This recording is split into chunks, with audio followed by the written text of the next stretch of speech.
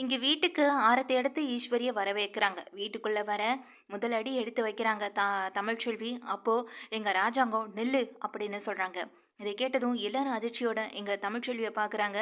என்ன, இப்பதானே மாமா வீட்டுக்கு வர வைக்கணும்னு சொன்னாரு, அதுக்குள்ள எதுக்காக இந்த வீட்டுக்குள்ள வர விடாம வெளியிலே நிறுத்துறாரு அப்படின்னு யோசிக்கிறாங்க. அதுக்கு எங்க ராஜாங்க சொல்றாங்க, நீ பண்ணதை யாராலும் இந்த குடும்பத்துல இருக்கிறவங்களால மன்னிக்கவும் முடியாது, அதை ஏத்துக்கவும் முடியாது. அப்படிப்பட்ட உன்னை எப்படி நாங்க இந்த வீட்டுக்குள்ள அனுமதிப்போம்னு நினைச்சேன். இப்போ வரைக்கும் உன்னை இந்த வீட்டுக்குள்ள அனுமதிக்கணுன்றதுக்காக கூட்டிட்டு வரல. நீ இருக்க வேண்டிய இடம் இது கிடையாது. நீ அந்த அந்த வீட்டில், அதாவது அந்த ஓட்டு வீட்டில் தான் நீ இருக்கணும் அப்படின்னு சொல்றாங்க. இதை கேட்ட தமிழ்ச்செல்வி ரொம்ப ஆச்சரியத்தோட பார்க்க, அப்பதான் ஈஸ்வரிக்கு ரொம்ப சந்தோஷம் வருது. அப்பாடா, மாமா இப்படி வேற ஒரு பிளான் பண்ணியிருக்காரா அப்படின்ற மாதிரி யோசிக்கிறாங்க. நான் பட்ட அதே கஷ்டத்தை நீயும் அனுபவிக்க வேண்டாம் அப்படின்னு எங்க ராஜாங்க சொல்ல, அப்போ பஞ்சாயத்து தலைவர் சொல்றாரு, என்னப்பா இப்படி சொல்ற? உன் வீட்டு மருமகளை, அதுவும் உன் வீட்டு வாரிசு சுமந்துட்டு இருக்க மருமகளை உன் வீட்டுக்கு கூட்டிட்டு வந்துட்டு இப்படி நீ சொல்றது நியாயமா? இதை நீ பஞ்சாயத்திலே சொல்லிட்டு இருக்கலாமேன்னு சொல்ல, அங்கவே சொல்லிட்டா திரும்ப பஞ்சாயத்துக்குள்ள நீங்க என்ன பதில் சொல்லியிருப்பீங்கன்னு எனக்கு நல்லாவே தெரியும். நான் பட்ட கஷ்டம் அப்படி, அதை என்னால் மறக்க முடியாதுல்ல அப்படின்னு சொல்ல, இங்கே சேதுவும் அதே விஷயத்தை தான் சொல்கிறாங்க. அதுக்கு எங்கள் பஞ்சாயத்து தலைவரும் என்ன இருந்தாலும்ப்பா அப்படின்னு சொல்ல, நீங்கள் சொன்னதை கேட்டுட்டு நான் இங்கே இந்த பொண்ணை இப்போ எங்கள் வீட்டுக்கு கூட்டிகிட்டு வந்தல, இனிமேல் நான் என்ன பண்ணணுன்றதை நான் முடிவு பண்ணிக்கிறேன். ஆனால் எங்களால் எந்த ஆபத்தும் அந்த பொண்ணுக்கு வராது, அதுக்கு நான் உறுதியும் அளிக்கிறேன் அப்படின்னு சொல்லி இங்கே ராஜாங்க என்ன பண்ணுறாங்கன்னா அந்த பிள்ளைய அந்த வீட்டுக்கு அனுப்பி வச்சிடுறாங்க. இதனால் வேற வழி இல்லாமல் தமிழ்ச்செல்வியும் அழுதுகிட்டு இந்த வீட்டுக்குள்ளே வர்றவங்க அப்படியே வாசலோட திருப்பிக்கிட்டு அந்த வீட்டுக்கு போயிடுறாங்க. இதை நினச்சி ரொம்ப சந்தோஷப்படுறாங்க. ஒரு வழியாக இந்த செல்லப்பாண்டி சொன்னதெல்லாம் நடந்துருச்சு நினச்சி கவலைப்பட்டேன். ஆனால் இங்கே மாமா இவ்வளோ பெரிய ஒரு டெஸ்ட் கொடுப்பாருன்னு நினச்சி கூட பார்க்கல. இந்த தமிழ்ச்செல்விக்கு இதெல்லாம் தேவை. நம்ம என்னெல்லாம் நினச்சோமோ அதெல்லாம் நடந்துகிட்டே இருக்குது. இங்கே மலர் இருந்த இடத்துல இனிமேல் அவள் தான் வீட்டு வேலைக்காரியாக அங்கே இருக்க போகிறா. அதை நினைக்கும் போது ரொம்ப சந்தோஷம்தான் அப்படின்னு எங்கள் ஈஸ்வரியும் நினச்சிட்டு இருக்காங்க. தமிழ்ச்செல்வி அழுதுகிட்டு அதே வீட்டுக்கு போகிறத பஞ்சாயத்து தலைவரும் ரொம்ப பாவமாக பார்க்குறாரு. தமிழ்ச்செல்வி ரொம்ப பாவமாக பார்த்துட்டே இருக்காங்க. இப்படி தனியாக நம்ம இங்கே இருந்து என்ன பண்ண போகிறோம்? எதுக்காக அம்மா நம்ம பேச்சை கூட கேட்காம இப்போ நம்மளை இங்கே வந்து அனுப்பி விட்டாங்க? அவர் எப்படி மனசு மாறுவார்? என் மேலே ரொம்ப கொலவெறியில் இருக்காரு. அப்படிப்பட்டவர் எப்படி தன்னுடைய மனசை மாற்றிப்பார் அப்படின்னு ரொம்ப கவலையில் இருந்துட்டு இருக்காங்க. இங்கே உள்ள தமிழ்ச்செல்வியும் இருக்க, ஈஸ்வரி வந்து அங்கே வாசலில் நின்று சிரிச்சிட்டே பார்த்துட்டு உள்ளேயும் போயிடுறாங்க. உள்ளே போயிட்டு நடந்த விஷயத்த சொல்ல, இந்த அளவுக்கு ஆகிப்போயிடுச்சா? அவளை கடைசியில் எங்கள் வீட்டு வாசப்படி வரைக்கும் கொண்டு வந்துட்டாங்க. அடுத்து என்ன, வீட்டுக்குள்ளே கொண்டு வரத்துக்கு கூட யோசிப்பாங்க போல் அப்படின்னு இங்கே வந்து அப்பத்தாவும் சொல்ல, அப்படி எதுவுமே நடந்துடாது அப்பத்தா. நான் அவ்வளோ சீக்கிரத்தில் மனசரிங்கி போக மாட்டேன். அந்த அளவுக்கு இவங்களை நான் உள்ளேயும் சேர்த்துக்க மாட்டேன்னு சொல்லிட்டு ராஜாங்க உள்ளே போக, இங்கே சேதுவும் வந்துட்டு இந்த செல்லப்பாண்டி என்ன பண்ணுற பாருன்னு ரொம்ப கோவப்பட, மாப்பிள்ளை கொஞ்சம் பொறுமையாக இரு, இப்போ தான் பஞ்சாயத்து ஒரு வழியாக முடிஞ்சிருக்கு, திரும்ப நீயே ஏதாவது ஒரு பிரச்சனையை ஆரம்பிக்காதுன்னு சொல்லி அவங்க மாமாவும் சேதுவை வந்துட்டு கண்ட்ரோல் பண்ணி அப்படியே அமைதியாக உள்ள மேலே மாடிக்கி கூட்டிகிட்டு போயிடுறாரு. அதுக்கு பிறகு இங்கே உள்ள தமிழ்ச்செல்வி ரொம்ப அழுதுட்டு வீட்டுக்குள்ளேயே உட்காந்துருக்காங்க. மலர் தான் வந்துட்டு சரி நம்ம போய் பார்த்துட்டு வரலாமான்னு சொல்லி இங்கே மலர் கிளம்பும் பொழுது மலரை பார்த்து பாரதி சொல்கிறாங்க, அதெல்லாம் நீ அங்கே போக வேணாம். ஏன்னா அதுக்கு நீ அங்கே போனேன்னா இங்கே பெரிய பிரச்சனையாகும். உனக்கே தெரியும்ல மலர், எங்கள் மாமாவை பற்றி கொஞ்சம் அமைதியாக இரு மலர் அப்படின்னு சொல்லிடுறாங்க. மலருக்கு மனசே கேட்கல. சேதுவோட அக்காவும் அதே வீட்டில் இருக்கிறதுனால சேதுவோட அக்காவுக்கும் போய் பார்க்கணுன்னு ஒரு எண்ணம் வருது. ஆனால் அவங்களாலையும் போக முடியல. பாவம் தமிழ் எனக்கு நிறைய உதவி பண்ணியிருக்கா. ஆனால் அவ்வளோ உதவியை மறந்துட்டு என்னால் நான் இப்படி அமைதியாக இருக்கிறது முடியலன்னு சொல்ல, அதாவது சேதுவோட அக்கா ஹஸ்பண்ட், அதாவது அவங்க மாமா சொல்கிறாங்க, இல்லை இப்போ தான் உங்கள் அப்பா ஒரு வழியாக உன்னை ஏற்றுட்டு இந்த வீட்டுக்குள்ளே விட்டுருக்காரு. இந்த மாதிரி நேரத்தில் அவருக்கு எதிராக நீ செஞ்சினா கண்டிப்பாக உன் மேலேயும் ஒரு வெறுப்பு வரும். கொஞ்சம் அமைதியாக இரு, எல்லாம் நல்லதாக நடக்கும்னு நினைப்போம். தமிழ் எப்படியும் இந்த வீட்டுக்கு வந்துடுவாங்க அப்படின்னு நினச்சிட்ருக்காங்க. இங்கே அதே நேரம் எங்கள் ஈஸ்வரி என்ன பண்ணுறாங்கன்னா, இன்றைக்கி நைட்டு தன்னுடைய மகன்கிட்ட இந்த மாதிரி விஷயம் நடக்கவே கூடாதுன்னு நினச்சேன். ஆனால் கடைசியில் நடந்துருச்சு. என்ன பண்ணுறது? இந்த தமிழை ஓட ஓட விரட்டணும். இங்கே வீட்டு வாசலுக்கு உள்ளே கூட விடக்கூடாது. அடுத்து இவ வீட்டுக்குள்ளே எப்படி வரணும், அடுத்து ரூம்க்கு எப்படி போகணும், சேது மனசில் எப்படி இடம் பிடிக்கணும்னு இப்படி ஒவ்வொரு வித்தையாக கண்டுபிடிச்சி அதை கற்றுக்கிட்டு அதை செய்யவும் செய்வான். அதுக்காக மட்டும்தான் அவளை இப்போ அந்த வீட்டில் இருக்கிறதுக்காக அவங்க வீட்டிலேருந்து அனுப்பியிருக்காங்க. இல்லைனா எதுக்காக அனுப்ப போகிறாங்கன்னு சொல்ல, எங்கள் ஈஸ்வரியோட பொண்ணும் அதாம்மா நீ சொல்கிறது தாம்மா சரி, இங்கே தமிழை ஓட ஓட விரட்டி அடிக்கணும், என்னம்மா பண்ணுறது அப்படின்னு சொல்கிறாங்க. அப்போதான் சேதுவோட தம்பி சொல்கிறாங்க, வேணா நம்ம ஒன்று பண்ணலாமா, இங்கே தமிழுக்கு பயத்தை ஏற்படுத்தணும்னா, அதுவும் தனியாக இருக்க தமிழ் பயந்துட்டு இந்த வீட்டிலே இருக்க வேண்டாம் முடிவெடுத்து போக மாட்டாளான்னு சொல்ல, என்னடா சொல்கிறேன்னு ஈஸ்வரி கேட்க, இதெல்லாம் சின்ன பிள்ளைத்தனமாக இருக்குன்னு ஈஸ்வரியோட பொண்ணு சொல்ல, அது இல்லைக்கா, இந்த மாதிரி நேரத்தில் தமிழ் வந்து ப்ரெக்னெண்ட்டாக வேற இறந்துட்டு இருக்கதா சொல்கிறாங்க. அந்த கரு கலைஞ்சிருன்ற பயத்தில் கூட அவள் பயந்து கிளம்பி வீட்டை விட்டு போகலான்னு சொல்ல, அப்படி நீ சொல்கிறது சரிதான், ஒருவேளை அவள் தமிழ் இந்த வீட்டை விட்டு வெளியில் போயிட்டாலும் நமக்கு சந்தோஷம்தான் அப்படின்னு சொல்லி பேசிக்கிட்டு இருக்காங்க. அப்பதான் இங்க என்ன சொல்றாங்கன்னா, நம்ம ஒரு பாம்ப பிடிச்சு அந்த அவ வீட்ல தங்கியிருக்க வீட்ல விட்டுட்டோம்னா, அதுக்கப்புறம் அலறி அடிச்சு இந்த வீட்டு பக்கமே திரும்பி கூட பார்க்க மாட்டாமா? எந்நேரம் பாம்பு வருமோன்னு தூங்காம இருந்து காவ காக்கிறத விட, நம்ம வயித்துல வளர்ற குழந்தை தான் முக்கியம்னு சொல்லி அந்த வீட்ட விட்டு போறதுக்கு நெறைய வாய்ப்பு இருக்குன்னு சொல்ல, சரி இந்த ஐடியா படி பண்ணி பார்ப்போம். நடக்கலன்னா வேற பார்த்துக்கலாம் அப்படின்னு இங்க ஈஸ்வரியும் சொல்றாங்க. அதேபோல இங்க தனக்கு தெரிஞ்சவங்க மூலமா ஒரு பாம்பு ஏற்பாடு பண்ணி, அன்னைக்கு நைட்டே வந்துட்டு அங்க தமிழ் இருக்கிற அறையில விட்டுர்றாங்க. தமிழும் இங்கே நினச்சது போல அங்கே சத்தம் கேட்க எல்லாரும் அலறி அடித்து ஓடுறாங்க. என்னாச்சு? அதுவும் நம்மளை நம்பி நம்ம கூட்டிகிட்டு வந்த பொண்ணு வேற, என்னதான் நம்ம பகையால் செஞ்சிட்டோன்னு ஊர்க்காரங்க பேசுவாங்க அப்படின்னு ராஜாங்கமும் போக, இங்கே சேது போக வேண்டான்னு தடுக்கிறாங்க. விடு சேது அப்படின்னு சொல்லிட்டு இங்கே ராஜாங்கமும் போக பின்னாடியே சேதும் போகிறாங்க. என்ன சத்தம்? என்ன சத்தம்னு சொல்லி கேட்க இங்கே அலறி அடித்து வெளியில் ஓடி வராங்க. உள்ள பெரிய பாம்பு அப்படின்னு சொல்ல, போய் பாருடா சேது அப்படின்னு உள்ளே அனுப்பிவிட இங்கே உள்ளே போய் பார்க்குறாங்க. அவ்வளோ பெரிய பாம்பு படம் எடுத்துட்டு நின்றுட்டுருக்கு. இதை பார்த்து சேது, என்ன நடிக்கிறியா? பாம்ப கையாலேயே பிடிக்கிற ஆளு தானே நீ? இப்போ என்னமோ பாம்பு பாம்புன்னு சத்தம் வைக்கிற அப்படின்னு சொல்லி கேட்க, இதை கேட்ட சேதுகிட்ட தமிழ் சொல்கிறாங்க, நான் தனியாளா இருந்தா எனக்கு என்ன ஆனாலும் பரவாயில்லன்னு சொல்லி நான் என்னனாலும் செய்வேன். ஆனால் இப்போ நான் 2 ஆளாக இருந்துட்டுருக்கேன். என் வயித்துல குழந்தையும் வளர்ந்துட்டுருக்கு. நான் ஏதாவது செய்ய போய் அது என் குழந்தைய பாதிச்சிருமோன்ற பயத்தில் தான் நான் சத்தம் வச்சேன்னு சொல்ல, எங்கள் சேதுக்கும் எதுவுமே பேச முடியலை. எங்கள் தமிழையும் வந்துட்டு சரி பாம்பெல்லாம் ஒன்றும் வராது அப்படின்னு எங்கள் ராஜாங்க சொல்லிட்டு எங்கள் சேதுவையும் கூட்டிகிட்டு நேராக வீட்டுக்கு போக, எங்கள் தமிழுக்கு தூக்கமே வரல. வெளியிலே உட்காந்துருக்காங்க. நம்ம நினச்சது போலே நடந்துட்டுருக்குல்ல அப்படின்னு எங்கள் ஈஸ்வரி சந்தோஷப்பட, அடுத்த நாள் பொழுதுபடிய பஞ்சாயத்து தலைவர்லேருந்து எல்லாருமே வீட்டுக்கு வராங்க. என்னாச்சு? எதுக்காக வீடு தேடி வந்திருக்கீங்க அப்படின்னு எங்கள் ராஜாங்க கேட்க, ஒரு சந்தோஷமான விஷயம்ப்பா, அதை சொல்லிட்டு போகலான்னு தான் வந்தோம் அப்படின்னு சொல்ல, என்ன விஷயம் அப்படின்னு சொல்லி கேட்குறாங்க. என்ன இருந்தாலும் உன் குடும்பத்துக்கும் நீ படிக்க வைக்க மாட்டா, அதுவும் பொம்பளை பிள்ளைகளை படிக்க வைக்க மாட்டேன்னு தெரிஞ்ச பிறகும் இங்கே தமிழ் நல்லபடியாக படித்து எக்ஸாம் எழுதி இப்போது நல்ல மார்க் எடுத்து பெரிய லெவலில் இப்போ பேட்டியே எடுக்கிற அளவுக்கு வந்திருக்கு. படித்து எழுதுகிற நேரத்தில் தான் எங்கள் தமிழுக்கு முதல்ல கல்யாணத்தை பண்ணி வைக்க போனோம். அந்த மாதிரி தான் படிப்பு கெட்டக்கூடாதுன்றதுக்காக தான் இந்த பிள்ளையும் ஃபோன் பண்ணியிருக்கு. ஆனால் அது புரியாமல் நீயும் இந்த பிள்ளை மேலே ரொம்ப வருத்தப்பட்டு இருந்துட்டுருக்க. அன்னைக்கு நடந்த விஷயம் உனக்கே தெரியும். அந்த பிள்ளை கம்ப்ளைண்ட் மட்டும் தான் பண்ணுனுச்சு. நீ போலீஸ் மேலே கைய வைக்காமல் இருந்திருந்தா உனக்கு இப்பேற்பட்ட நிலைமை வந்திருக்காதுல்ல ராஜாங்கம்.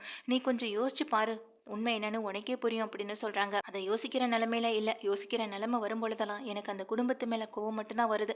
தயவு செஞ்சு அதை பற்றி மட்டும் என்கிட்ட பேசவே பேசாதீங்கன்னு எங்கள் ராஜாங்கம் சொல்லிடுறாங்க. சரி இப்போ என்ன விஷயமா வந்தீங்க அப்படின்னு சொல்ல, இல்லைப்பா தமிழ்ச்செல்வி நல்லா பாஸ் பண்ணி ஃபர்ஸ்ட் மார்க் எடுத்திருக்கு.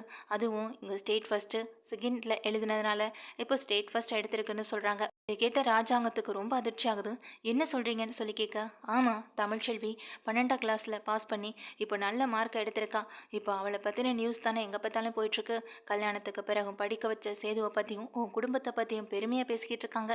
உன் குடும்பத்துக்கு பெருமை பேரு புகழ் எல்லாம் வரத்துக்கு காரணமே தமிழ்ச்செல்வி தான். ஆமாம் தமிழ்ச்செல்வி எங்க? ஓ அந்த வீட்டில் இருக்கலாம். இப்போது இவளை பேட்டி எடுக்கிறதுக்காக எல்லாரும் வரப்போகிறாங்க. இந்த மாதிரி நேரத்தில் உன் மருமகளை அந்த வீட்டில் வச்சிருக்கிறது தெரிஞ்சா 4 பேர் உன்னை பற்றி அசிங்கமாக பேசுவாங்க. இப்போ நல்ல விதமாக போய்கிட்டு இருக்க நியூஸ் அப்படியே உனக்கு எதிராக மாறுறதுக்கு கூட வாய்ப்பு இருக்குது. அதுவும் நீ இப்போது எம்எல்ஏக்கு நின்றுட்டுருக்க. இந்த மாதிரி நேரத்தில் உன்னை பற்றின நியூஸ் 4 பக்கம் பரவ ஆரம்பிச்சதுன்னா அப்புறம் எப்படி நீ அரசியலில் நிலைச்சிருக்க முடியும் அப்படின்னு சொல்லி கேட்க, அதுக்காக அதை பற்றி யோசிச்சதுனால என்ன ஆக போகுது?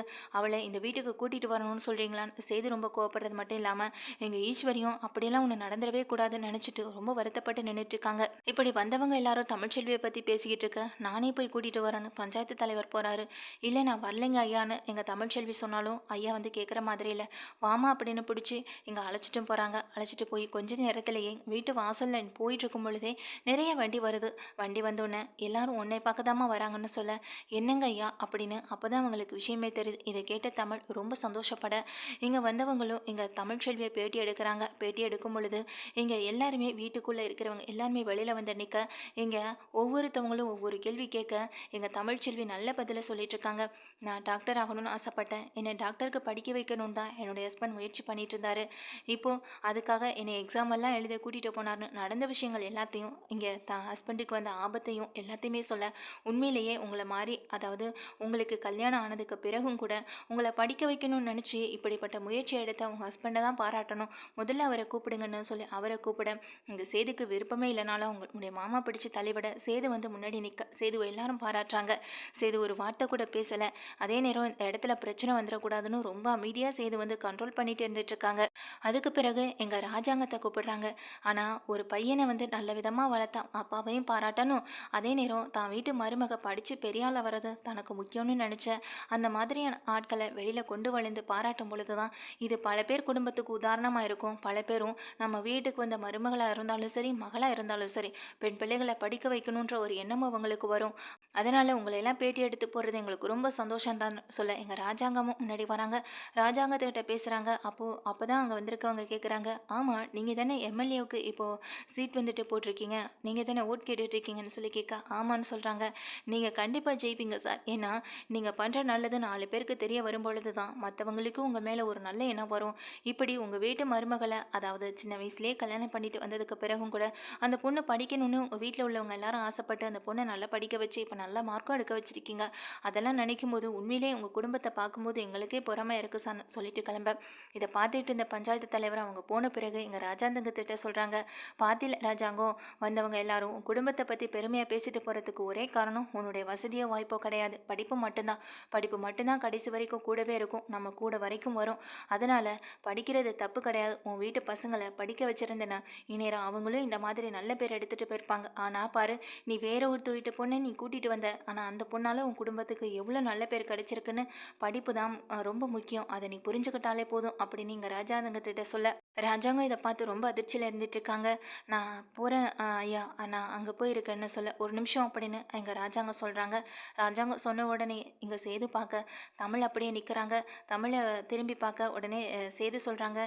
உடனே ராஜாங்கம் சொல்கிறாங்க, நீ அங்கே இருந்து கஷ்டப்பட வேணாம், நீ பேசாமல் இங்கேயே இரு, எப்போதும் போல் இந்த வீட்டில் இருக்கலாம், நான் உனக்கு அதுக்கான அனுமதி தரேன். ஆனால் எல்லாரும் உன்னிட்ட எல்லாத்தையும் மறந்துட்டு பேசுவாங்கன்னு மட்டும் எதிர்பார்க்கக்கூடாது, அதுக்கான நாள் ஆகும், அந்த நாள் அவகாசம்லாம் எங்களுக்கு தேவைப்படும் அப்படின்னு சொல்ல, அப்பா என்னப்பா நீங்கன்னு எங்கள் ராஜாங்கத்திட்ட சேர்ந்து கேட்க, சேது கொஞ்சம் பொறுமையாக இருடா, என்ன இருந்தாலும் யோசிச்சு பார்த்தா நம்ம மேலேயும் தப்பு இருக்குன்னு தான் தோணுது. ஆனால் அதே நேரம் எனக்கு நடந்த விஷயத்தை என்னால் மறக்கவும் முடியலை. அதனால தான் நான் சொல்கிறேன், கொஞ்சம் பொறுமையாக இருங்க, எல்லாத்துலேயும் கோவத்தை காட்டாதீங்க. இன்றைக்கி நம்ம குடும்பத்துக்கு நல்ல பேரும் வந்திருக்கு, அதுக்கான கெட்ட பேரும் வந்திருக்கு. கெட்ட பேரை தொடச்சதுக்கு பிறகு தான் இப்போ தமிழால் நம்ம குடும்பத்துக்கு நல்ல பேர் வந்திருக்கு. அதனால் இதை நம்ம மறக்கலாம், மன்னிக்கலாம் அப்படின்னு சொல்லிட்டு இங்கே ராஜாங்கம் சொல்லிட்டு போக இங்கே கையெடுத்து கும்பிட்டு இங்கே தமிழ் நின்றுட்டுருக்காங்க. அப்புறம் என்னப்பா, உன் மாமனாரே சொல்லிட்டாரு, இதுக்கப்புறம் நீ எதுக்கு அந்த ஓட்டு வீட்டில் போய் தங்கிக்கிட்டு, நீ போ, உன்னோட பட்டி படுக்கை எல்லாத்தையும் எடுத்துக்கிட்டு நீ மேலே போ அப்படின்னு சொல்ல, இங்கே எது நடக்கக்கூடாதுன்னு ஈஸ்வரி நினச்சாங்களோ அது இப்போ அவங்க மூலமாகவே நடந்துருச்சு. அது மட்டும் இல்லாமல் இங்கே பாம்பு வேற அனுப்பி விட்டாங்க. இது எல்லாமே வந்து ராஜாங்கத்துக்கு தெரியும். ராஜாங்கத்துக்கு தெரிஞ்சதுனால மட்டும்தான் இப்படிப்பட்ட ஒரு விஷயம் நடந்திருக்கு. அன்னைக்கு நைட் இங்கே வந்து பாம்பை விட்டுட்டு வெளியில் போன ஆளையும் இங்கே போய் பார்த்துட்டு இருந்தப்போ தமிழை பார்த்துட்டு திரும்ப வீட்டுக்கு வரும்பொழுது தான் அந்த ஆள் ஒரு ஓரமாக நின்றுட்டு இருந்ததை ராஜாங்கம் பார்த்துருக்காரு. ராஜாங்கம் தான் சேதெல்லாம் போய் படுத்ததுக்கு பிறகு அந்த ஆளை பிடிச்சி அதுக்கப்புறம் விசாரித்ததில் எதனால நடந்துச்சு, ஏன் நடந்துச்சுன்ற விஷயத்தையும் கண்டுபிடிச்சிருக்காரு. இன்னொரு தடவை எங்கள் தமிழ்ச்செல்விக்கு யார் மூலமாகவும் ஆபத்து வந்துடக்கூடாதுன்றதுக்காக தான் ராஜாங்கம் இப்படி பண்ணியிருக்காரு. என் பையன் என் மேலே இருக்க கோவத்தில் இப்படி நடந்துகிட்ருக்கான், அவனுடைய மனசு மாறணும்னா தமிழ்ச்செல்வி இங்கே பக்கத்தில் இருந்தால் மட்டும்தான் முடியும். தமிழ்ச்செல்வியால் எங்கள் குடும்பத்துக்கு நல்ல பேர் மட்டுமே தான் வந்து கிடச்சிட்ருக்கு. அவள் வந்ததுலேருந்து இங்கே நான் எம்எல்ஏவுக்கு நின்று இப்போ எம்எல்ஏவுக்கு நின்று ஜெயிக்கவும் போகிறேன். அப்படிப்பட்ட அதிர்ஷ்டக்கார பொண்ணை எதுக்காக நான் தனியாக ஒதுக்கி வைக்கணும்?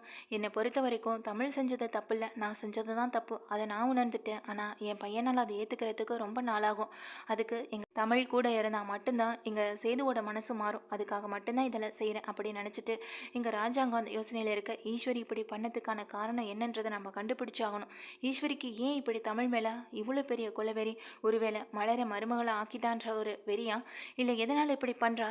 இதை கண்டுபிடிக்காமல் விட மாட்டேன். எங்கள் ராஜாங்கம் ஈஸ்வரி மேலே பயங்கர கொலவெறியில் இருக்க, அங்கே என்ன நடந்துச்சு, எதுக்காக இப்படி மாமா பண்ணாருன்னு தெரியாமல் ஈஸ்வரி முழிச்சிட்ருக்காங்க. இங்கே தமிழும் ரொம்ப சந்தோஷமாக தன்னுடைய பெட்டி படுக்கை எல்லாத்தையும் எடுத்துக்கிட்டு அந்த வீட்டுக்கு மேலே மாடிக்க போகிறாங்க. அம்மா சொன்ன மாதிரி நம்ம இந்த வீட்டுக்குள்ளே வந்துட்டோம், அதுக்கு பிறகு அவருடைய மனசில் இடம் பிடிக்கிறது தான் நம்மளோட வேலைன்னு எங்கள் தமிழ்ச்செல்வி நினச்சிட்ருக்காங்க. ராஜாங்கத்துக்கு தான் இப்போ என்ன நம்மளை சுற்றி என்ன நடக்குதுன்றது புரியாமல் இருந்துகிட்ருக்கு. உண்மையிலே தமிழ்ச்செல்வி ஃபோன் பண்ணதுனால தான் போலீஸ் அரெஸ்ட் பண்ணாங்களா, இல்லை தமிழ்ச்செல்விக்கு முன்னாடி இல்லை தமிழ்ச்செல்விக்கு பின்னாடி வேறு ஏதாவது நடந்திருக்குமா? இங்கே ஈஸ்வரி எதுக்கு தமிழ்ச்செல்வி மேலே இவ்வளோ கோவமாக இருக்கணும்? இது எல்லாத்தையும் கண்டுபிடிக்கிறதுக்காக ராஜாங்கம் ஒரு திட்டமும் போடுறாங்க. ஆனால் அது இங்கே யாருக்கும் தெரியல. அதுவும் இல்லாமல் இங்கே மற்றவங்க பேசிட்டு போனதை நினச்சி எங்கள் ராஜாங்கம் ரொம்ப சந்தோஷப்பட செய்து ஒரு வார்த்தை கூட பேசாமல் ரூமில் இருக்க உள்ளே போகிற தமிழ்ச்செல்வியை பார்த்து முறைச்சிட்டே இருக்காங்க. ஆனால் தமிழ்ச்செல்வி எதுவுமே பேசாமல் அவங்க தான் பெட்டி படுக்க எல்லாத்தையும் வச்சுட்டு கீழே போய் படுக்கிறாங்க. இங்கே சேதுக்கு மனசே வரல, இருந்தாலும் எதுவுமே பேசாமல் ரூமை விட்டு வெளியில் போய் யோசிக்கிறாங்க. இங்கே இப்போ வரைக்கும் தமிழ்ச்செல்வியால் அவங்க சொன்னது மாதிரி நல்லது தானே நடந்துகிட்ருக்கு. பின்ன எப்படி இங்கே தமிழ்ச்செல்வியால் எங்கள் அப்பா ஜெயிலுக்கு போயிருக்க முடியும்? இங்கே தமிழே ஒத்துக்கிட்டாலே அப்படின்னு அந்த குழப்பமே அவங்களுக்கு இருந்துகிட்ருக்கு. கடைசியில் உண்மையை கண்டுபிடிக்க போகிறது இங்கே சேது ராஜாங்க 2 பேரும் சேர்ந்து தான். தமிழ்ச்செல்வி மேலே தப்பு இல்லைன்றதையும் தெரிய போகுது. என்னதான் தமிழ்ச்செல்வி ஃபோன் பண்ணதான் அவங்களுக்கு தெரியும். ஆனால் ஃபோனை எடுத்து பேசினது அந்த ஆள் எப்படிப்பட்ட நிலைமையில் இருந்தாருன்றது இன்னமும் இவங்களுக்கு தெரியல. அதெல்லாம் கண்டுபிடிச்சதுக்கு பிறகு தான் இங்கே தமிழ்ச்செல்வி பண்ணது தமிழ்ச்செல்வி கிடையாது, தமிழ்ச்செல்விக்கு பிறகு யாரோ ஒருத்தவங்க கம்ப்ளைண்ட் கொடுத்துருக்காங்கன்ற விஷயமும் அவங்களுக்கு தெரிய போகுது. அது தாமரையாக கூட இருக்கலாம், இல்லை தாமரை இல்லாமல் வேறு யாராவது கூட இருக்கலாம். ஏன்னா தாமரையுமே ஒரு ஃபோன் பண்ணியிருக்காங்க. அவங்க கூட சேர்ந்து இன்னும் வேறு யாராவது இதில் இன்வால்வ் ஆயிருக்கலாம். இதனால் கூட அவர் ஜெயிலுக்கு போயிருக்கலாம்.